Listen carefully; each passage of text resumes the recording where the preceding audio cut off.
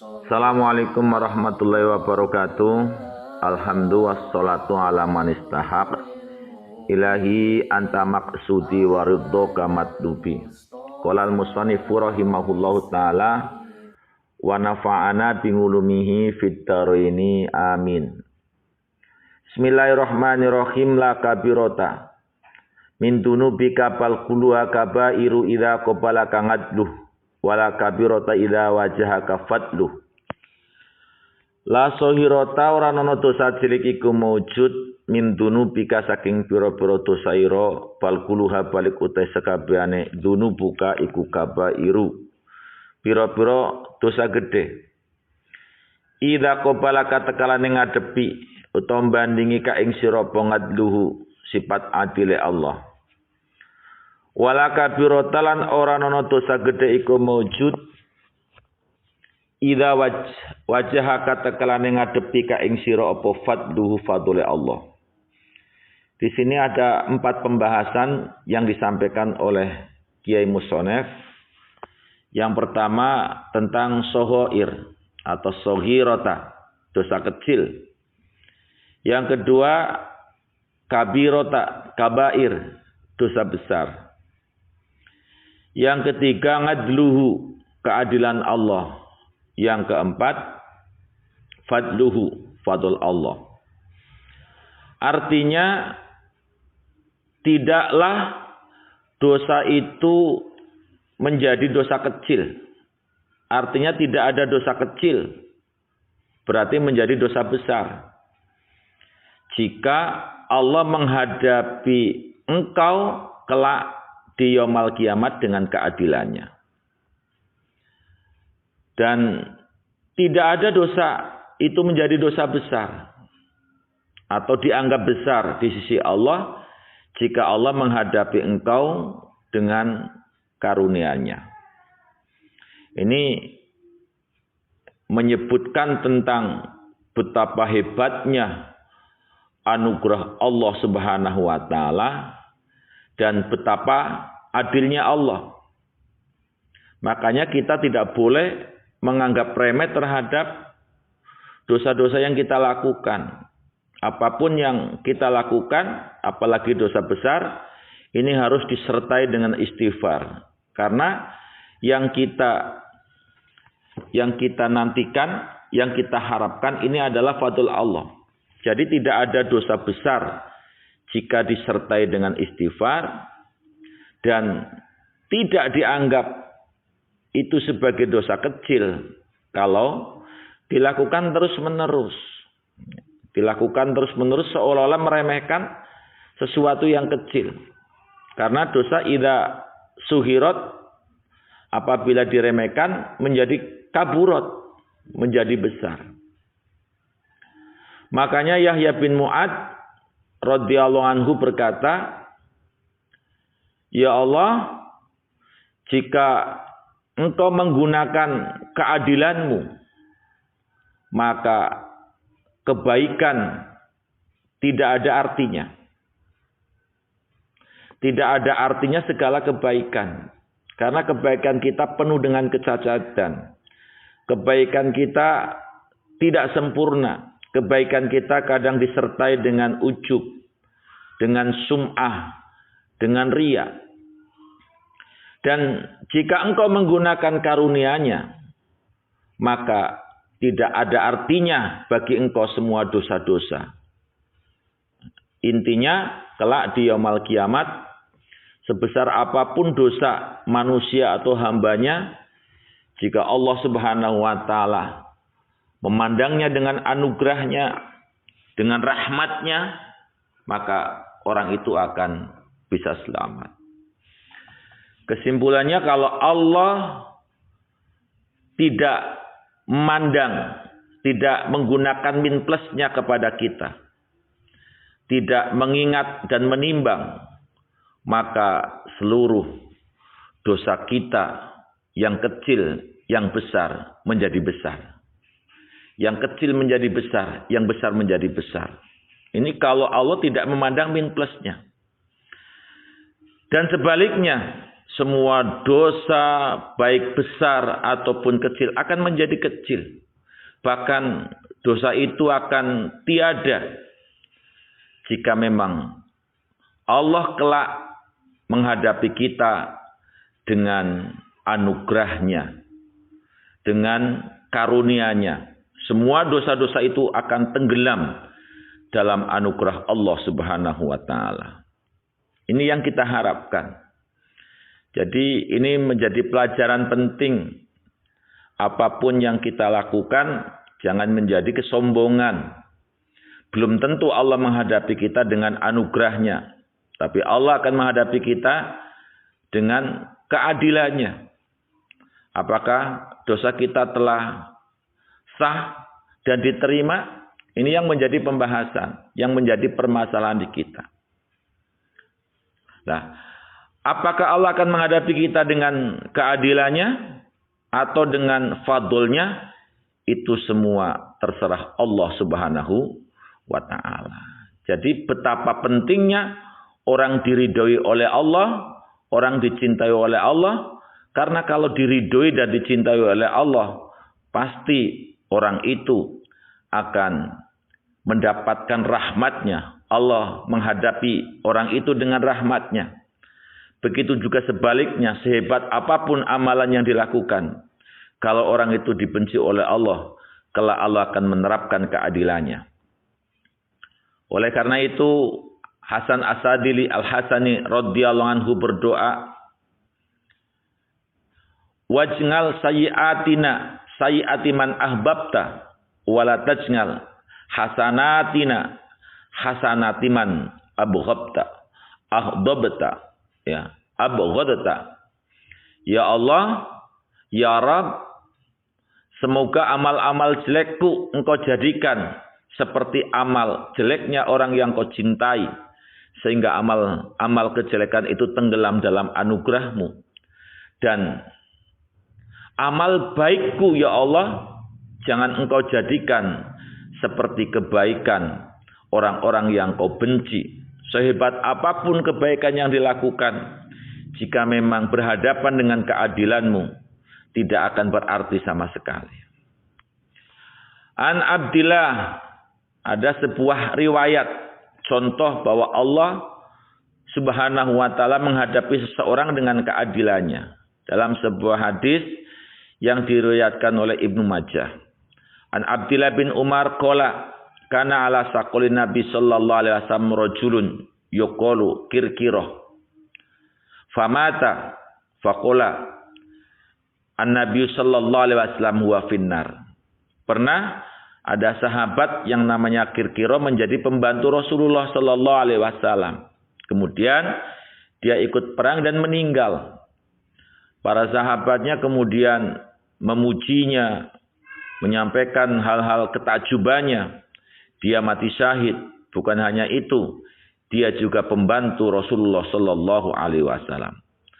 Tapi justru yang menjadi para sahabat tercengang, yaitu ucapan jawaban baginda Rasulullah sallallahu alaihi wasallam dengan sabdanya, huwa finnar. Kiroroh itu masuk dalam neraka. Nah, para sahabat memandangnya mati syahid dan pembantu Rasulullah, tapi jawaban Rasulullah huwa finnar. Lalu para sahabat menyelidikinya. Apa gerangan yang menjadikan Kiroroh ini disebut oleh baginda Rasulullah di dalam neraka? Fadhahabu yang duruna fawajatu alaihi kisaan aw ibatan qad ghallaha. Ternyata setelah diselidikinya oleh tim sus bahwa dulu saat perang Kiroroh pernah melakukan korupsi, yaitu selembar kain harta rampasan yang ia umpatkan, yang ia bawa tanpa sepengetahuan pemimpin perang untuk dimilikinya. Padahal harta rampasan itu seharusnya dikumpulkan lebih dahulu, setelah dikumpulkan kepada panglimanya baru dibagikan. Nah, ini Kiroroh pernah melaksanakan itu. Dan ini contoh bahwa Kiroroh dihadapkan di hadapan Allah Subhanahu wa taala dengan keadilannya. Amal ibadah yang ia lakukan, mati syahid yang ia perjuangkan, kemudian hikmah kepada Nabi Muhammad sallallahu alaihi wasallam, ini tidak akan ada apa-apanya. Sama sekali tidak apa-apanya kalau dibandingkan dengan keadilan Allah Subhanahu wa taala. Lalu bagaimana kita berusaha akan agar mendapatkan fadl ataupun anugerah Allah Subhanahu wa taala. Tulisan-tulisan ulama, guratan-guratan orang-orang hukama memberikan jalan kepada kita bahwa linaili fadillah, supaya kita mendapatkan fadl Allah, di antaranya yang pertama at-taubat. Membiasakan kita bertaubat kepada Allah. Membiasakan kita bertaubat sebesar apapun dosa yang kita lakukan. Kalau kita bertaubat, maka ampunan Allah Subhanahu wa taala akan terus-menerus terbuka. Fadl Allah terbuka. Dalam kisah yang diriwayatkan dalam hadis, yaitu seorang yang telah pernah membunuh 99 orang. Kemudian bertanya kepada seorang rahib atau kiai, apakah jika aku bertobat diterima? Kiai itu menjawab, dosamu sudah expire, sudah keterlaluan, tidak diterima. Kata si pembunuh, kalau demikian kagok amat saya bunuh orang 99. Kok ku bunuh sekalian, sudah kadung tidak diterima. Kemudian 100 sempurna bilangannya, pergi ke rahib yang lain. Apakah dengan membunuh 100 ini diterima? Kata rahib yang itu, apalagi 100. 1000 pun kalau kamu bertobat, ampunan Allah akan mengampunimu. Taubatmu akan diterima oleh Allah. Jika engkau kepengen diterima taubatnya, tinggalkan desamu yang keluarga dan lingkungannya orang-orang jelek, menuju ke desa yang lain. Ngaji di sana sama orang-orang yang baik, sama kiai yang terbaik. Akhirnya ia berangkat, di tengah perjalanan meninggal, dan konon ia diperebutkan antara malaikat azab dan malaikat rahmat. Kemudian Allah mengirim malaikat untuk memutuskan agar diukur jarak dekatnya kemana. Kalau dekat ke yang baik, dia mendapatkan rahmat. Dekat kepada yang jelek, dia mendapatkan azab. Dengan fadl Allah, dia dekat kepada tempat yang baik, akhirnya diberikan kepada malaikat rahmat. Ini sebuah contoh bahwa Allah menghadapi dia bukan dengan keadilannya, tapi dengan fadlnya. Konon diceritakan, dulu ada orang yang beribadah. Ya, ini saya ulangi, ini salah satu cara metode untuk mendapatkan anugerah Allah melalui at-taubat. Yang kedua, bisyaho, dengan kemurahan, dengan dermawan. Baginda Nabi Shallallahu Alaihi Wasallam menyampaikan, asyahyu qaribum minallah. Orang yang dermawan ini dekat dengan Allah. Qaribun minal nas, qaribun minal jannah, bangidun minan nar. Orang yang syahho itu dekat dengan Allah, dekat dengan surganya, kebahagiaannya. Ini salah satu untuk agar kita menikah mendapatkan fadl Allah Subhanahu wa taala. Ada cerita. Jadi kalau orang dermawan, insya Allah husnul khotimah. Dulu ada orang yang beribadah selama 60 tahun. Khusus nih, ibadah 60 tahun. Ibadah terus tanpa melakukan kesalahan. Kemudian ya turun dari gunung. Sekali-kali ingin melihat kebun. Ternyata bertemu dengan wanita. Dan ia tertarik, merayu, dan melakukan hubungan seksual. Ada yang mengatakan 6 hari. Ada yang mengatakan tidak seperti itu. Setelah melakukan hubungan dengan wanita, dia menyesal. Lalu kemudian ia bertobat. Nah, setelah ia bertobat, tinggalkan wanita dan kebun itu, dia berjalan, akan mandi. Tiba-tiba ada pengemis meminta. Kebetulan dia punya 2 potong roti. Kata orang ahli ibadah yang sudah cacat, ia melakukan hubungan seksual, udah itu ambil rotiku.